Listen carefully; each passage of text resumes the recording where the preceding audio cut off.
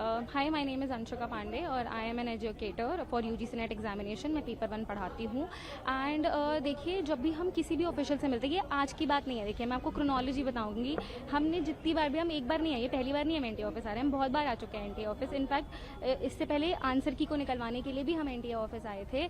ये कुछ नहीं करते हैं। रिसेप्शन पर एक मैम बैठी होती हैं, वो आती हैं, वो कहती हैं आप अपने एप्लीकेशन लिख दीजिए। ठीक है, हम प्रिंटेड एप्लीकेशन लेकर आते हैं, उस पर साइन होता है। वो कहती हैं अपना एप्लीकेशन लिखिए, हमें साइन कीजिए।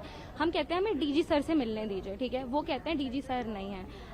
आप एनटीए, ये इतना बड़ा ऑफिस है, यहाँ डीजी सर ही नहीं बैठते हैं। ठीक है, सबसे पहली बात तो ये है। अगर किसी भी स्टूडेंट को मिलना हो, किसी के भी पास जाना हो, हम कहाँ कर, आपको पता है हमने कॉल तक किया है एनटीए ऑफिस में। कॉल करके हमने पूछा है, ये जो कॉल उठाते हैं ना, जो इनके रिप्रेजेंटेटिव होते हैं, ये कहते हैं हमें नहीं पता, हमें नहीं पता। आप रिप्रेजेंटेटिव हैं, अगर आप रिप्रेजेंटेटिव हैं तो आपको इतना तो पता होना चाहिए ना कि क्या चल रहा है। आपको ये नहीं पता आपके वेबसाइट पर क्या पब्लिक नोटिस आ रहा है, आपको ये नहीं पता कि आपका एग्जाम कब हो रहा है, तो आप काहे के रिप्रेजेंटेटिव है? फिर आपका रिप्रेजेंटेटिव होने का तो कोई मतलब नहीं है। ये बोलते हैं कि आप मेल कीजिए, मेल का कोई रिस्पांस नहीं आता है। पिछली बार भी आंसर की को लेकर के डिस्क्रिपेंसीज हुई थी हिस्ट्री में, हमें हाई कोर्ट जाना पड़ता है। लिटरली हाई कोर्ट गए, 2 महीने का पूरा वॉर चला है, लीगल बैटल हुआ है। फिर 20 क्वेश्चंस, मतलब 20 नंबर जो है बच्चों के बड़े हैं। 2-2 नंबर से जेआरएफ रुकता है, 2-2 नंबर से। आप सोचिए 20 नंबर कितना बड़ा इम्पैक्ट है उसका। जेआरएफ नेट साल में 2 बार पेपर हो रहा है। ये नेशनल लेवल एग्जाम है जो बच्चे को असिस्टेंट प्रोफेसर या फिर जेआरएफ स्कॉलर बनाता है, स्कॉलरशिप देता है। बहुत सारे स्टूडेंट जो हायर स्टडीज़ में जाना चाहते हैं, एनईपी 2020 के तहत ये हम बोल भी रहे हैं कि हमें क्वालिटी रिसर्चर्स चाहिए, क्वालिटी रिसर्चर्स चाहिए। तो भाई अगर आपको क्वालिटी रिसर्चर्स चाहिए तो अपना एग्जाम तो पहले क्वालिटी वाला करवाओ, फिर तो आप क्वालिटी रिसर्चर्स करो। आप कह रहे हो we have to be at par with global standards, ये लाइन है एनईपी 2020 की, at par with global standard in terms of research, in terms of good faculty, in terms of good student. हम global representation ऐसे करेंगे, हम global representation बहुत मतलब CJP protest की वजह से, नीट प्रोटेस्ट की वजह से इस चीज़ को बहुत चीज़ें मतलब मिल गई, काफ़ी लाइमलाइट मिल गई। अदरवाइज एनटीए, मैं पिछले 5 साल से इस लाइन में हूँ, मैं पिछले 5 साल से एजुकेटर हूँ। एक बार नहीं, हम कई बार आ चुके हैं एनटीए ऑफिस।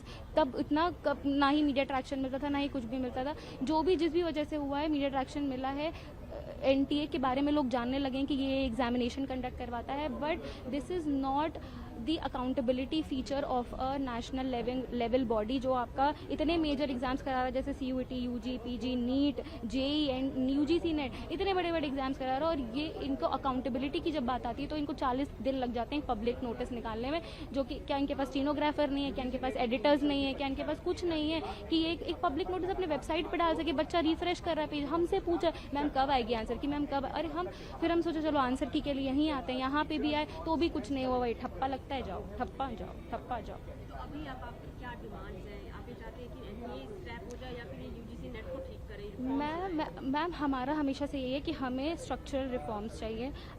इन्होंने ये बोला कि इंग्लिश और कॉमर्स का इसलिए री एग्ज़ाम करवा रहे हैं क्योंकि PYQ रिपीट हुए हैं। टाइपोग्राफिक, तो भाई टाइपोग्राफिकल एरर आपने किया, PYQ आपने रिपीट करवाया। PYQ फाउंडेशन होता है किसी भी एग्जाम का, चाहे स्टेट लेवल हो चाहे नेशनल लेवल हो, उनको करवाना ही। PYQ से बच्चा समझता है कि पेपर का पैटर्न क्या है।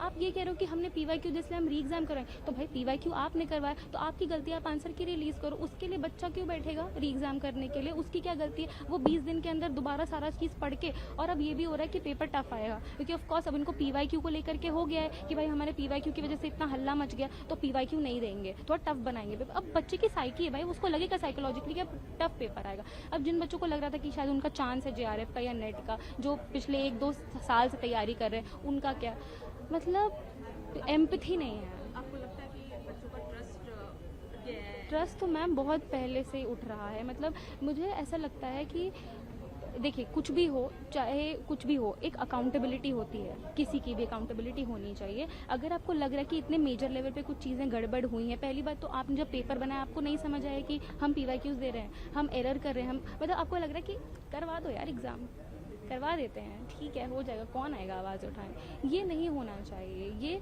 अकाउंटेबिलिटी वर्ड ये है ना, ये बहुत छोटा सा वर्ड है लेकिन ये बहुत डीपर मीनिंग है इसका। आपको लेनी पड़ेगी अकाउंटेबिलिटी, ऐसे नहीं होना चाहिए। स्टूडेंट्स ही भविष्य है, ये जो मास्टर्स ये बैचलर्स के बच्चे कल को वही आपकी गवर्नेंस में जाएंगे, कल को वही एडमिनिस्ट्रेशन का पार्ट बनेंगे। आपको कैसे एडमिनिस्ट्रेशन चाहिए? ऐसे तो आपको नहीं चाहिए। बच्चे यहाँ पे जो ये एग्जामिनेशन यूजीसी नेट, इसको बच्चे क्लियर करके फॉरेन जो यूनिवर्सिटीज़ है वहाँ से भी पीएचडी करने का मतलब उनको एक स्टेप आगे बढ़ते हैं वो। तो क्योंकि अगर आप नॉर्मल बाहर की यूनिवर्सिटी से पढ़ना चाहते हो तो वहाँ पे बहुत बड़े बड़े फॉर्म्स आते हैं, उसमें वो पूछते हैं कि आपने जेआरएफ किया है, आपने कोई रिसर्च पेपर पब्लिश किया है। तो भाई हम यही ना चाहते कि हमारी कंट्री अच्छी बने, बेहतर बने, और इसको बेहतर बनाने की जिम्मेदारी सबकी है, सिटीजन्स की भी है, गवर्नेंस की भी है और ऐसी बॉडीज़ की भी है। तो मैं बस यही कहना चाहूँगी कि इसमें स्ट्रक्चरल रिफॉर्म्स होने चाहिए, इसमें चीज़ें बदलनी चाहिए, और accountability, again I am using the word accountability, शायद मैंने 100 ही बार बोल दिया होगा, बट सच में ये होना चाहिए। It's high time. Thank you.